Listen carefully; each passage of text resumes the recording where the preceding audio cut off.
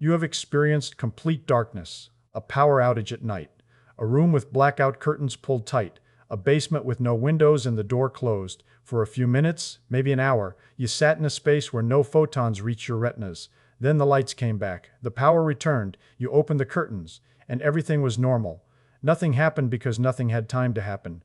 Your brain needs hours without a single photon before the first measurable change begins. It needs days before the deepest changes emerge, changes so profound that neuroscientists initially refused to believe them. In laboratories around the world, people have spent 48, 72, and even 168 hours in rooms sealed against every source of light. No phone, no screen, no candle, no crack under the door. And what happens inside the brain across those hours follows a sequence so precise, so reproducible, and so deeply strange that it has forced neuroscience to revise what it thought it understood about the adult brain. Your visual cortex, the vast computational network that has processed light since the day you were born, is not a camera passively receiving images. It is a prediction engine, generating its own model of reality and checking it against the photons arriving from the world. That term, prediction engine, is the mechanism this timeline reaches in its second half, because removing the photons sets the engine free. After 48 hours without a single photon, the visual cortex does something it has not done since you were a child. It reopens. Under normal conditions, melatonin follows a predictable curve that has run every night of your life. The pineal gland, a pea-sized structure deep in the center of your brain, begins producing melatonin when the suprachiasmatic nucleus detects the absence of blue light through specialized retinal ganglion cells containing the photopigment melanopsin. Melatonin rises after sunset, peaks around 2 to 4 in the morning, and is suppressed by the first light of dawn. In complete darkness, the suppression signal never arrives. No photons reach the melanopsin-containing cells. No signal travels to the suprachiasmatic nucleus saying light is present. The pineal gland continues producing melatonin past the point where dawn would normally suppress it, and the concentration keeps rising. By hour 4, your melatonin levels are higher than they have been at any point during a normal night, as Ware documented in the Journal of Biological Rhythms, measuring melatonin profiles in subjects exposed to extended darkness conditions. Melatonin is far more than a sleep hormone.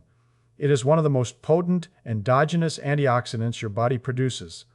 At elevated concentrations, it scavenges reactive oxygen species, reduces oxidative damage to mitochondrial DNA, and supports the repair pathways that operate during sleep.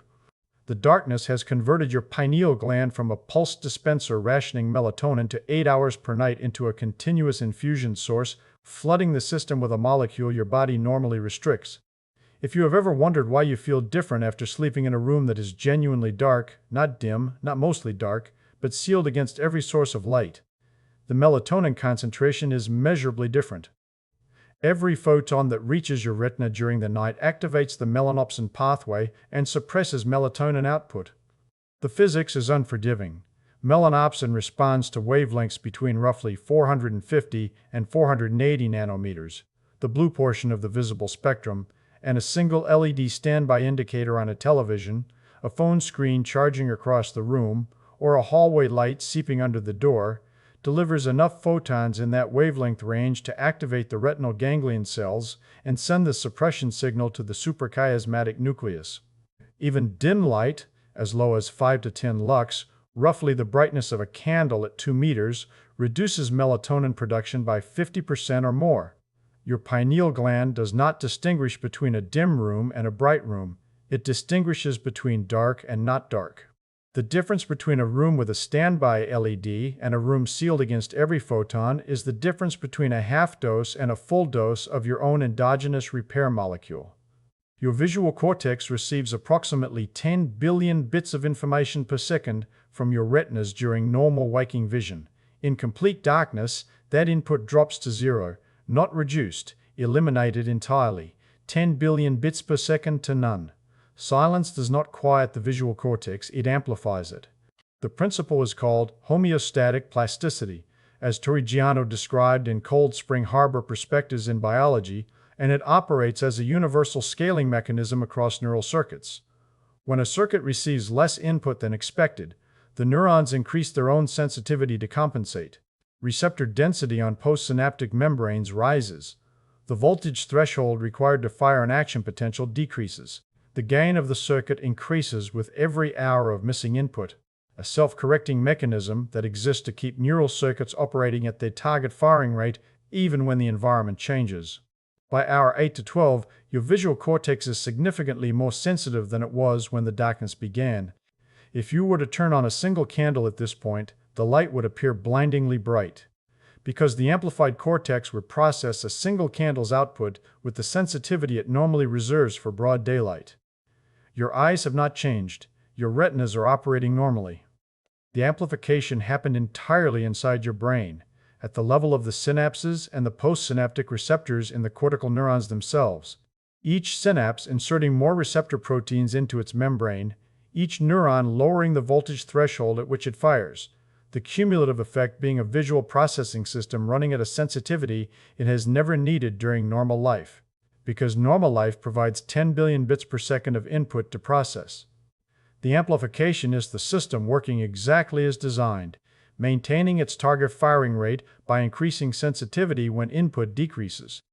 The malfunction, from the cortex's perspective, would be to remain at normal sensitivity while receiving zero input. What makes this consequential is that the visual cortex is not a small circuit. It is a vast computational network consuming approximately 20% of the brain's total energy budget, more metabolic resources devoted to vision than to any other single function. This entire network is now running at maximum gain with zero external input. The amplifier is turned all the way up, and the channel it is amplifying is carrying nothing but noise. Spontaneous neural firing happens in every brain, all the time, neurons discharging randomly at low rates, even without stimulation, the background noise of a constantly active neural system. During normal vision, this noise is trivial. It is overwhelmed by the 10 billion bits of real visual input arriving every second. The signal-to-noise ratio is so heavily weighted towards signal that the noise is invisible. You never notice it because the real visual world drowns it out completely. In complete darkness, the signal is zero. The noise remains. And the amplified circuit, running at heightened sensitivity from 12 or more hours of homeostatic upregulation, begins detecting its own spontaneous firing as if it were real input. The signal-to-noise ratio has inverted, not because the noise increased, but because the signal disappeared entirely and the amplifier was turned up to compensate. The spontaneous firing that was invisible against the flood of normal vision is now the only activity in the visual cortex, and the amplified circuit processes it with identical computational machinery. It normally applies to real photon-driven input. The cortex does not know the difference between signal and noise. It processes whatever arrives at its synapses. With the signal gone, the noise is all that arrives. You begin seeing things, not imagination. You are not choosing to visualize. Not dreams. You are fully awake, eyes open, conscious and alert. Your visual cortex is generating structured visual percepts from its own noise, processing random neural firing through the full computational pipeline that normally processes real photon-driven input and producing output that your conscious mind experiences as seen. The first images are phosphenes, spots, flashes, and drifting shapes of dim light that appear and float across the visual field. They are faint at first, barely distinguishable from the darkness. As the hours pass and the gain continues increasing, the homeostatic upregulation still deepening, the amplifier still turning up, the phosphenes become brighter and more geometrically defined. What matters is that the patterns are not random. They follow predictable geometric forms, spirals, tunnels, lattices, and cobwebs. As Kluver cataloged in the 1920s, recognizing that these four-form constants appeared regardless of what triggered the altered perceptual state. These patterns emerge because they reflect the mathematical architecture of your visual cortex itself. The columnar organization of neurons in V1, the primary visual cortex, maps the visual field in a specific topographic pattern, and when the cortex generates activity from its own structure rather than from external input, the patterns that emerge are the patterns of the cortical wiring made visible. You are seeing the architecture of your own visual processing system, the way you might see the grain of wood in a surface that has been sanded smooth. The structure was always there, invisible under the paint of incoming light, now revealed because the paint has been removed. Well, and this is where the timeline enters territory that neuroscientists initially considered impossible. GABA, gamma-aminobutyric acid, is the primary inhibitory neurotransmitter in your brain, functioning as a brake on neural excitability at every level from individual synapses to entire cortical networks. In the mature adult visual cortex, GABA concentrations are high, the inhibitory brake is strong, and this is exactly what makes adult vision stable, predictable, reliable, resistant to disruption. But stability comes at a cost. The same inhibitory tone that prevents seizures and hallucinations during normal vision also prevents the visual cortex from reorganizing its circuits in response to new experience. The window of easy reorganization, the critical period, during which the visual cortex could rapidly rewire its connections based on visual input, closed in childhood precisely because GABA levels rose to adult concentrations and locked the circuits in place.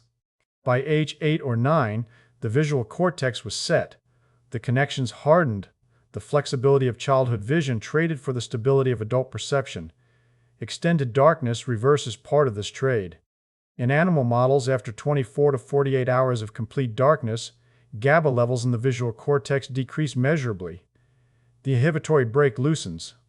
The glutamate to GABA ratio, the balance between excitation and inhibition that determines how plastic or rigid a neural circuit is, shifts toward excitation. The circuits that locked during childhood become less locked with every additional hour of sustained darkness. Dark exposure in adult animals reopened the critical period for ocular dominance plasticity, as he and colleagues demonstrated in Neuron in 2006, a finding that fundamentally altered the field's understanding of whether the adult visual cortex could return to a juvenile-like state. The circuits that had been considered permanently locked showed measurable reorganization capacity. Connections that had been fixed for the animal's entire adult life could be modified again. New synaptic connections formed that the mature inhibitory tone had been preventing for years. GABA reduction drove the reopening, removed the light. The visual cortex upregulates sensitivity through homeostatic plasticity. The sustained hyperexcitability progressively depletes GABAergic inhibitory tone. The brake that closed the critical period releases. The cortex reopens. This finding has been replicated in multiple laboratories and is robust in the animal model. The direct experiment in humans, complete darkness for days with invasive cortical GABA measurements, has not been performed. But drugs that reduce GABAergic inhibition in the human visual cortex produce critical period-like plasticity in human subjects, confirming that the mechanism operates in the human brain through pharmacological means. Darkness would reduce GABA through sensory deprivation rather than pharmacology, but the downstream effect on the inhibitory system is predicted by identical neuroscience, demonstrated in animal models, supported by pharmacological parallels in humans, not yet confirmed by direct measurement in human darkness exposure. The distinction matters, and the convergence of evidence is strong enough that the field treats it as the working model. The first time I sat in complete darkness long enough for the physics to reach me, 20 minutes, sealed room, every LED covered, every crack blocked, the phosphenes arrived at minute 6. Dim at first, then geometric. Spirals drifting across a visual field that should have been empty. Knowing what they were, the architecture of my own cortical columns, revealed because the signal-to-noise ratio had inverted, did not make them less strange. The visual cortex does not care whether you understand the physics. It amplifies regardless. You now know what happens across the first 48 hours. The melatonin surge, the gain amplification, the signal-to-noise inversion that produces structured phosphenes, the GABA depletion that reopens critical period plasticity. The question changes from what the darkness produces to why. Why does the amplified cortex generate structured images rather than random static? Why do the patterns follow the architecture of the cortex itself? Why, by hour 48 to 72, do the geometric patterns evolve into fully formed visual scenes? Landscapes, faces, colors, moving imagery, generated entirely by a brain receiving zero external input? Predictive processing? The prediction engine named in the opening holds the answer. And the physics of how it operates reframes everything the first half described. Your visual cortex is a prediction engine, And the difference between that and the camera model most people carry in their heads matters enormously for understanding what darkness reveals. Every fraction of a second, your visual cortex generates a prediction of what it expects to see. A model constructed from context, memory, spatial relationships, and the pattern of input it received a moment ago. That prediction is then compared against the actual data arriving from the retina. The comparison happens at every level of the visual hierarchy, from the simplest edge detectors in V1 to the complex object recognition circuits in the inferotemporal cortex. The differences between prediction and data, the prediction errors, are what get processed, updated, and incorporated into the next prediction. What you experience as seeing the world is experiencing your brain's prediction of the world, continuously corrected by incoming photons. You see the prediction, not the photons. The photons correct the prediction. That is a different sentence than the one most people carry in their heads about how vision works. This is predictive processing theory, one of the most important computational frameworks in modern neuroscience. It explains why you can read words with missing letters. Your brain predicted the complete word and never needed the missing letters to confirm it. It explains why you see faces in clouds. The prediction engine generated a face-shaped pattern from the ambiguous input because faces are among its highest priority predictions. It explains why optical illusions persist, even when you know they are illusions. The prediction is generated at a level below conscious awareness, before your knowledge that the illusion is fake has any opportunity to override the perceptual output. It explains why you can catch a ball thrown toward you despite the 100-millisecond neural processing delay between the moment photons from the ball strike your retina and the moment your motor cortex can command your hand to move. Your brain predicted where the ball would be, not where it was, and then remove the photons. Remove them for 48 to 72 hours. The prediction engine does not stop. It has been running continuously since the day you were born, generating predictions, checking against retinal data, incorporating the errors, generating again, tens of times per second, every waking moment of your life. Without incoming retinal data to correct against, the predictions run unchecked. The brain generates its predicted version of reality and, with no contradicting evidence arriving from the retinas, presents the prediction to your conscious mind as real. The quality control system. The comparison between prediction and data that normally catches errors and corrects the model has lost its data feed. The predictions pass through without correction. The amplified cortex, days into its homeostatic upregulation, begins producing structured visual output that is indistinguishable, in terms of the neural activity patterns measured by electroencephalography, from the activity produced by actual vision. The phosphenes you noticed at hour 12 were not random noise processed by an amplified circuit. They were the prediction engine's first unconstrained outputs, crude predictions that, without photon correction, began expressing the mathematical structure of the cortex itself. Kluver's spirals and lattices are the prediction engine's architecture leaking through. The complex scenes that emerge by hour 48 to 72, landscapes, faces, full visual environments, are the prediction engine running at full power with no error correction signal to constrain it. Now, the darkness did not create hallucinations. It revealed that your normal vision was a controlled hallucination all along. The photons arriving from the world were never the source of what you see. They were the constraint on what your brain generates. Remove the constraint and the engine runs free. Vision is prediction constrained by data. Darkness is prediction unconstrained. Your circadian clock has been running without its anchor for 2 days. The suprachiasmatic nucleus normally synchronizes to the 24-hour light-dark cycle through melanopsin input from the retina, receiving a timing correction every morning that drags the internal oscillator back into alignment with the external world. Without that daily reset, your circadian rhythm begins free-running at its natural endogenous period. In most humans, that period is approximately 24.2 hours, slightly longer than the solar day. As Chisler and colleagues measured in Science in 1999, using subjects isolated from all time cues in a controlled laboratory environment and measuring core body temperature and melatonin rhythms to determine the intrinsic oscillator frequency with a precision of minutes. Well, without light correction, you drift forward by approximately 12 minutes per day. By hour 48, your internal clock is nearly 30 minutes out of phase with the external world. By hour 72, you are approaching an hour of drift. This drift reveals something you have never experienced: your own circadian architecture unmasked.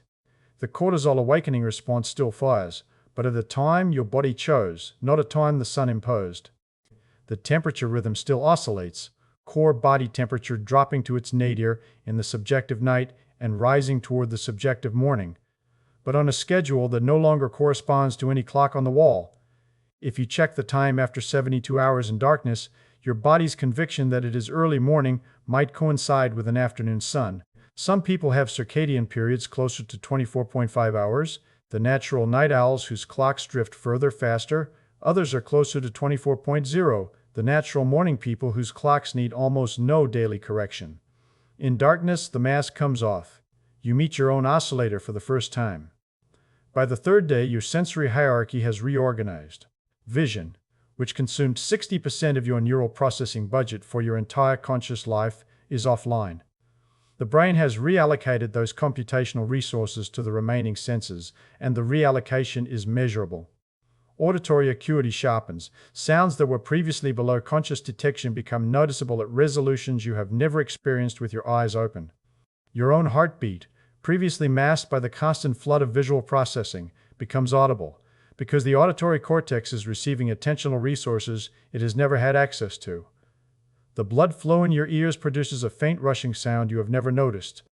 The sounds of your digestive system, peristaltic contractions, gas movement, the gurgling of fluid through the intestinal walls, become a continuous low-frequency soundtrack. The creak of your own joints when you shift position registers at a level of detail that would have been impossible with the visual cortex consuming its usual 60% of the processing budget. Proprioception carries 100% of your spatial orientation. The upweighting the eyes closed standing discussion described in 30-second daily doses reaches its extreme endpoint here. What 30 seconds reveals as a wobble, 72 hours resolves as a complete rewiring of the sensory hierarchy. Your feet read the floor surface with a sensitivity you did not know they possessed. You navigate the room by touch and spatial memory, building an internal map that updates with every step, every hand brush against a wall, every temperature change as you move between zones of the space.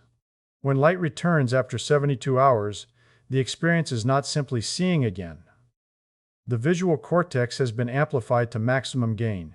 Every photon produces a neural response many times stronger than normal. A dim candle appears overwhelmingly bright, colors saturate beyond anything you remember from before the darkness, and the contrast between light and shadow seems impossibly sharp. The cortex needs hours to downregulate its sensitivity back to normal operating levels. The homeostatic plasticity that amplified the gain during darkness now works in reverse, scaling the sensitivity down as real visual input floods back in. And then, the GABA shift does not reverse immediately. The critical period-like plasticity that opened during the darkness persists for hours to days after light returns. The GABA levels that decreased across the dark exposure take time to rebuild to their pre-darkness concentrations. The visual cortex re-encounters the world during a window of heightened plasticity, juvenile light flexibility in an adult brain, and the circuits that form during this window may incorporate the incoming visual information differently from the circuits that existed before the darkness. The visual cortex is relearning to see briefly with the flexibility it had as a child. Colors appear more vivid for days afterward. Depth perception sharpens, and visual attention reaches a resolution that practitioners describe as qualitatively different from their pre-retreat experience. These reports are consistent with a visual cortex that reformed connections during a window of reopened plasticity. The adult brain, briefly, processing light the way it did when it was still learning to see. The darkness temporarily restored a flexibility the visual system had not possessed in decades, a window of juvenile-like adaptability. That window, the period of heightened plasticity persisting after the darkness ends, is why I sealed the bedroom against every photon source 30 minutes before sleep.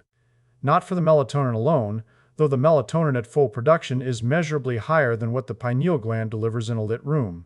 For the recalibration, 30 minutes of complete darkness begins the homeostatic upregulation.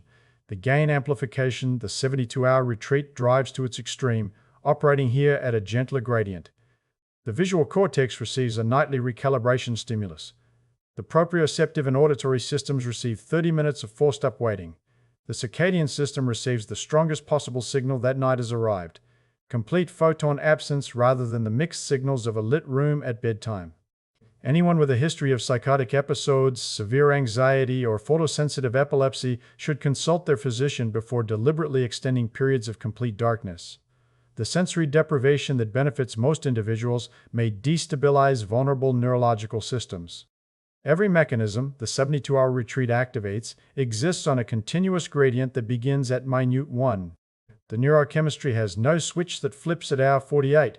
It has a curve that deepens continuously with each additional minute of sustained photon absence. The extreme proves the physics. The gradient makes it accessible. The first 30 minutes of complete waking darkness begin the same curve whose end point is the reopened critical period, the free-running clock, the prediction engine set free. The melatonin rising, the gain beginning its upward adjustment, the proprioceptive system starting to operate without the visual override that suppresses it all day. Darkness is the condition under which the prediction engine reveals itself. The condition your brain evolved to enter every night for hundreds of thousands of years, before electric light compressed the dark hours to minutes and screens eliminated them entirely. For the vast majority of human evolutionary history, 300,000 years of Homo sapiens, millions of years of hominid ancestors, the brain spent 12 or more hours per night in complete photon absence. The melatonin curve, the homeostatic recalibration, the circadian reset, all evolved to operate in sustained darkness. The modern lit evening, screens glowing until minutes before sleep, LEDs winking from every device, streetlight glow seeping through curtains, is the anomaly. The darkness is the design condition, and the photons were never the source of what you see. They were the leash. Remove the leash and the engine runs free.